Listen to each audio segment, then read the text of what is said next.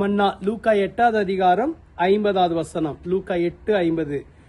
இயேசு அதை கேட்டு, பயப்படாதே, விசுவாசம் உள்ளவனாய் இரு, அப்பொழுது அவள் ரட்சிக்கப்படுவாள் என்றார்.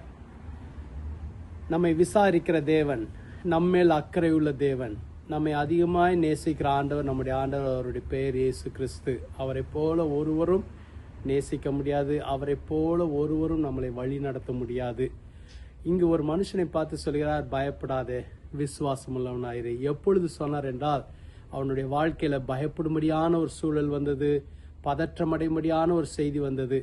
இயேசுவிடத்தில் தன்னுடைய மகளுடைய சுகத்துக்காக இந்த மனுஷன் கேட்டால், அவருடைய பெயர் யவீரு. அந்த சமயத்துல அவருடைய வீட்டிலிருந்து சிலர் சொன்னார்கள், போதகரை நீ இனிமேல் தொந்தரவுப்படுத்தாத, உன் மகள் மரித்து போனாள்.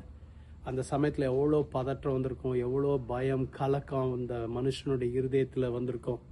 ஆனா இயேசு உடனே சொல்கிறார், பயப்படாத, விசுவாசம் உள்ளவனாயிரு.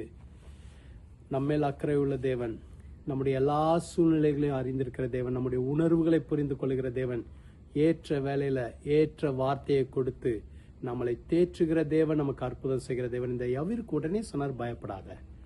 ரெண்டாவதாக சொன்னார், விசுவாசம் உள்ளவனாயிரு. இந்த 2 வார்த்தையை சொன்னது மாத்திரமல்ல, அவனோடு கூட அவருடைய வீட்டுக்கு, யவீருவின் வீட்டுக்கு இயேசு சென்றார். மரித்து போயிருந்த யவீருவின் மகளை மீண்டும் உயிர்ப்பித்து கொடுத்தார்.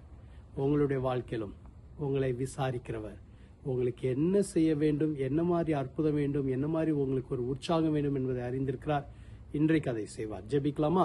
இயேசுவே, எங்களையும் நீர் பார்த்து சொல்லுகிறீங்க, பயப்படாத, விசுவாசம் உள்ளவனாயிரு, பயப்படாத, விசுவாசம் உள்ளவளாயிரு என்று சொல்கிறக்கா நன்றி.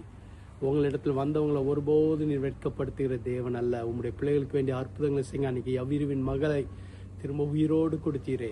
யவீரு வீட்டுக்கு அற்புதம் செய்தவர், ஒவ்வொருத்தர் வீட்டுக்கு அற்புதம் செய்வீராக.